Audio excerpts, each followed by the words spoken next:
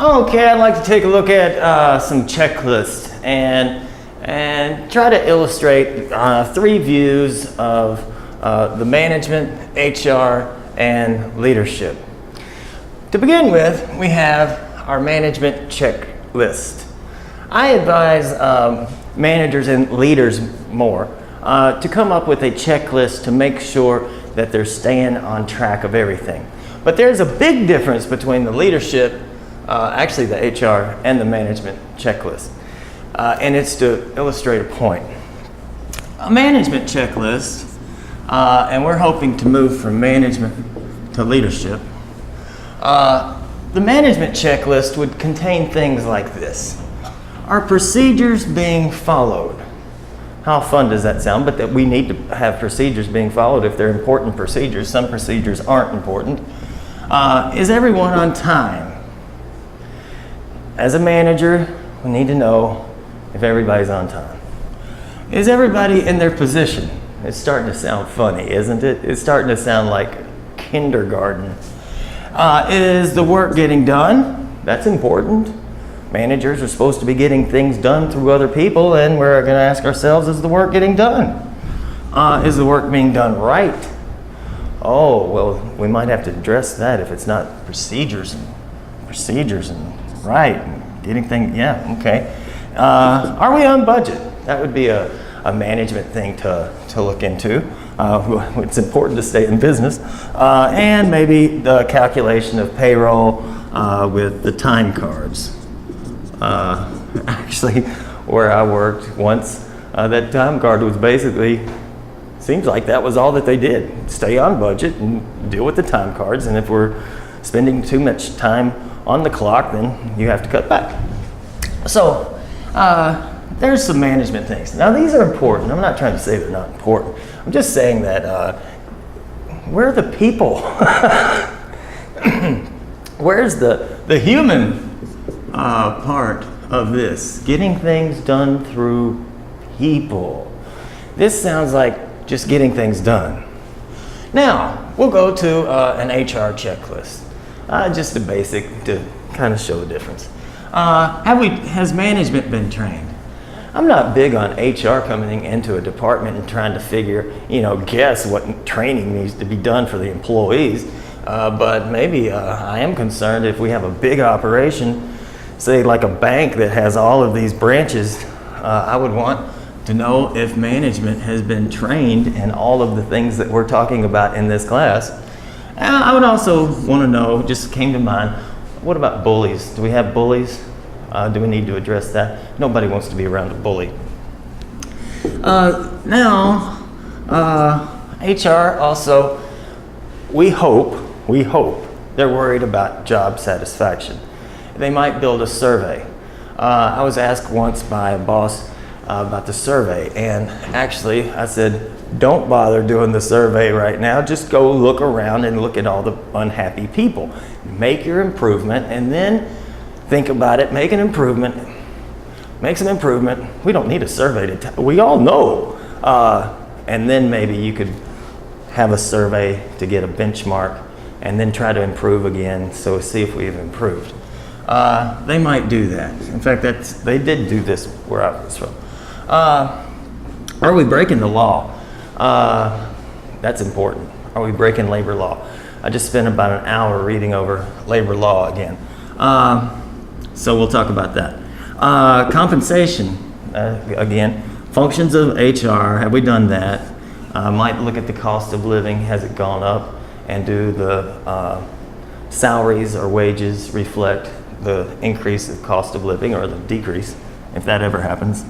As HR, it's one of my checklists, walking around, do we have a safe work environment? Is there anything dangerous? Can we predict accidents and solve the problem before it occurs?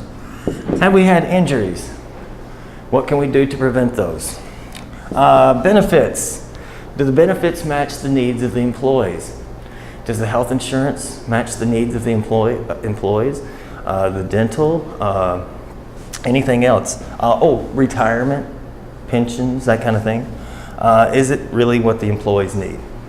Are we lacking in some areas? Are we over-insured somehow in another area? And then, of course, perks. So now you can see that we've gone from the dry management checklist and we're beginning to focus on the people.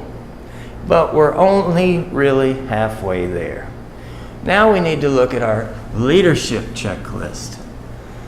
As a leader, and this would all go into, by the way, training of managers, because we want our managers to move over towards leaders so they can create leaders like Tannenbaum and Schmidt. Have I looked them in the eye? This will be Mary.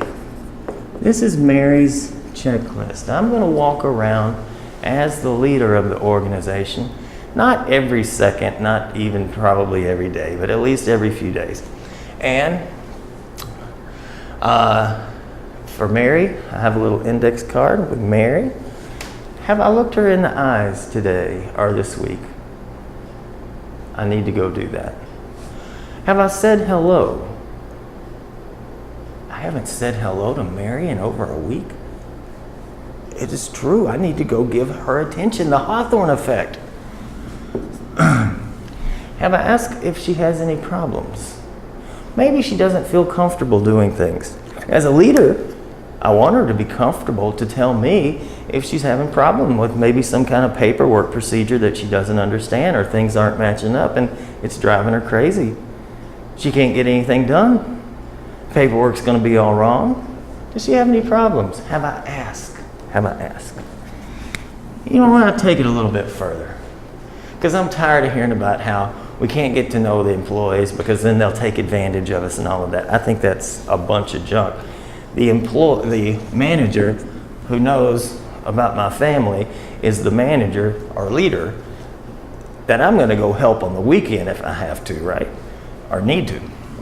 Have I asked about the family? That might be on your leadership checklist. Do I know them as a person, not a number?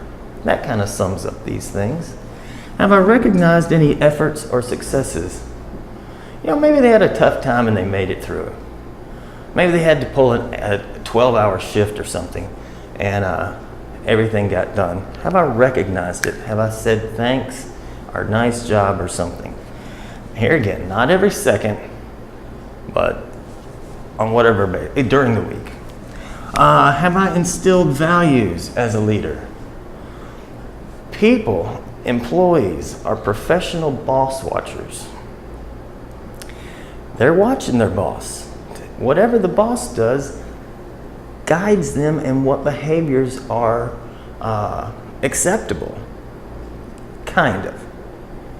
If they are real picky about something, you'll know not to do that. If they're kind of casual about something, oh, now I'll try to be a little bit casual too. So really, have I instilled values? And I would say, like saying something like, I bet the customer really appreciated it when you did that. Hey, I want to thank you all for working together. See, I want to thank you for working together. And by the way, I think the customer really, they really appreciated that. I haven't, there's no rules. It's just, I've mentioned teamwork, working together, and the customer appreciated that. That's what we're about, teamwork, customer satisfaction. So, you work a way to do that. On your other checklist, do you know what the